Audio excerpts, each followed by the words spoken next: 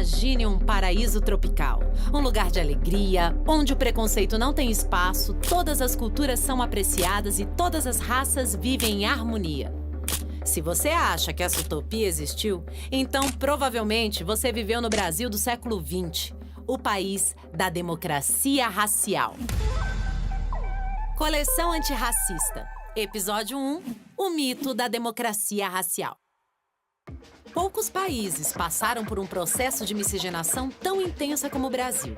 E para entender como isso aconteceu, é necessário voltar ao passado. Imagina só meninos europeus criados em conventos, reprimidos extremamente sexualmente e que de repente se vê num lugar onde os códigos culturais em relação ao corpo e à sexualidade são outros. O que aconteceu com esses meninos jesuítas? Eles fizeram amor à força com as nativas. E essa história sexual baseada no estupro e na violência é também a responsável pelos processos múltiplos de miscigenação. A miscigenação é, em primeiro lugar, produto do estupro colonial que foi praticado pelo colonizador sobre mulheres indígenas, primeiramente, posteriormente sobre mulheres africanas escravizadas. No censo de 1872, a demografia racial no Brasil era 38,1% de brancos e 61,9% de negros e indígenas. José Bonifácio de Andrada e Silva, nos seus escritos, dirige o olhar daquela elite para esse fato. Não dá para formar um povo e um Estado nacional com essa maioria de índios e negros. Do outro lado do Atlântico, na Inglaterra, em 1883, um cara chamado Francis Galton, encantado pela obra do seu primo Charles Darwin, aquele da origem das espécies, criou o termo eugenia, que significa bem-nascido. A teoria eugenista afirmava que a seleção natural também valia para os seres humanos. Segundo Galton, a intelectualidade era uma questão hereditária e não individual. E todos aqueles que não se encaixavam no suposto padrão europeu deveriam ser excluídos da sociedade. Esse padrão era baseado na tese que o europeu era o detentor da maior beleza e competência civilizatória. No início do século XX, com a popularização do eugenismo entre as elites, a ideia de embranquecer o Brasil ficou ainda mais forte. Um dos caras que abraçou a ideia eugenista foi o médico Renato Kell, que acreditava numa política de imigração seletiva e no branqueamento da população para o país prosperar. É a solução que as elites brasileiras dão para a questão de que país vamos forjar no pós-abolição. E esse país precisa mudar o estoque racial presente aqui. E isso se faz abrindo o país para a imigração europeia para clarear. O governo brasileiro promove e patrocina a vinda massiva de imigrantes europeus durante o final do século XIX e começo do século XX. Para se ter uma ideia, em 350 anos de tráfico negreiro, entraram no país cerca de 5 milhões de africanos escravizados. Enquanto que em só 60 anos, entre 1870 e 1930, vieram morar no Brasil em torno de 3 milhões e 500 mil europeus. Vamos voltar para a Inglaterra, porque em 1911, em Londres, aconteceu o primeiro Congresso Universal das Raças. E um dos palestrantes representando o Brasil foi o médico e antropólogo João Batista de Lacerda, adepto da tese do branqueamento racial.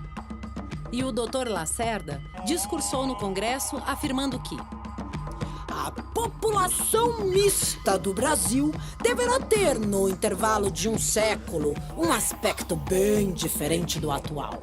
As correntes de imigração europeia aumentando a cada dia mais o elemento branco desta população acabarão, depois de certo tempo, por sufocar os elementos nos quais poderiam persistir ainda alguns traços do negro.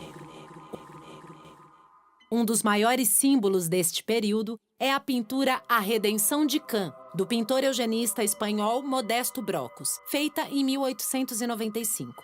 A ideia por trás da obra era de reverter a suposta maldição bíblica de ser negro através da miscigenação. Na tela, uma senhora com as mãos erguidas agradece aos céus pela brancura do seu neto, que está no colo de sua filha já miscigenada, enquanto um homem branco, pai da criança, observa a cena com ar de superioridade. Toda vez que a gente quer colocar o dado cor-raça em um determinado cadastro para ver a situação de negros e brancos, as pessoas dizem, mas ninguém sabe quem é negro e quem é branco no Brasil, somos tão miscigenados. E a gente do movimento negro costuma dizer, se você não sabe quem é negro e quem é branco, pergunta para a polícia, ela sabe. Pois bem, o projeto de branqueamento através da imigração e miscigenação não obteve o êxito esperado. E na década de 30, com o fim da Primeira República e a ascensão da ditadura Vargas, emerge uma forte onda de nacionalismo que redefine a história do Brasil e do seu povo. É nessa perspectiva que Gilberto Freire, não vai confundir com Paulo Freire, hein? Publica, em 1933, o livro Casa Grande e Senzala, que apresenta uma nova forma de pensar o paradigma racial no Brasil. Diferente do pensamento eugenista, Freire, em sua obra, elabora a ideia de um povo miscigenado e dá importância aos negros e indígenas na formação social e cultural do país. Ao mesmo tempo, reconta a história do período escravocrata, criando no imaginário popular a ideia de uma escravidão mais branda.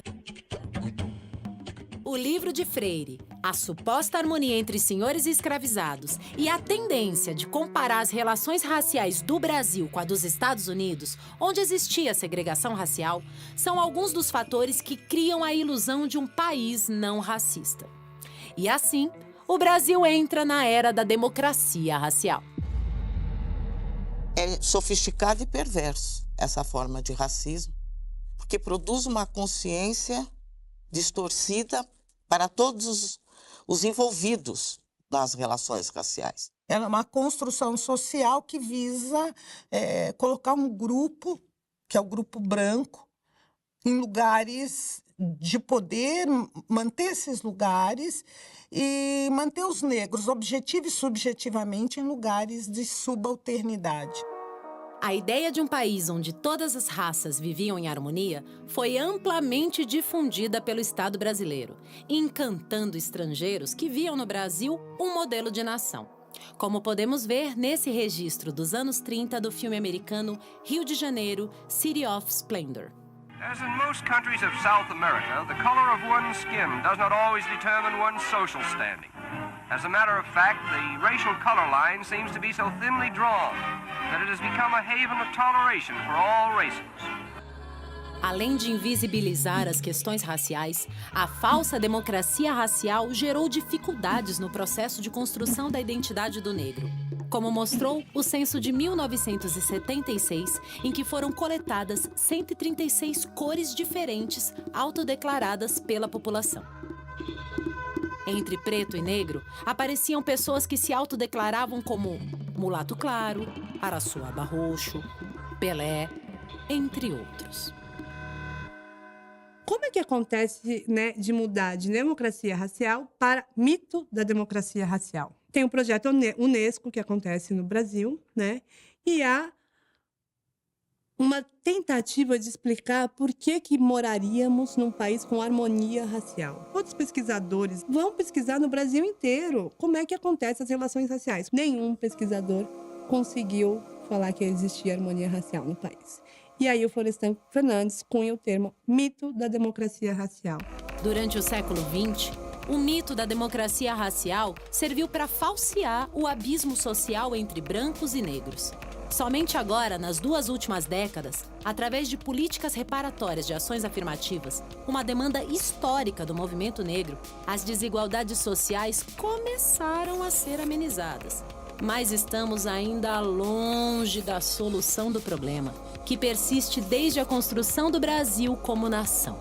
Sonhamos uma democracia racial como perversidade, talvez, mesmo nesse lugar, esteja a possibilidade, um germe de potencialidades que existem de fato na sociedade brasileira, de aberturas para o outro, que nós precisamos redescobrir, fazer dessas potencialidades argamassa para a construção de outro modelo de sociedade.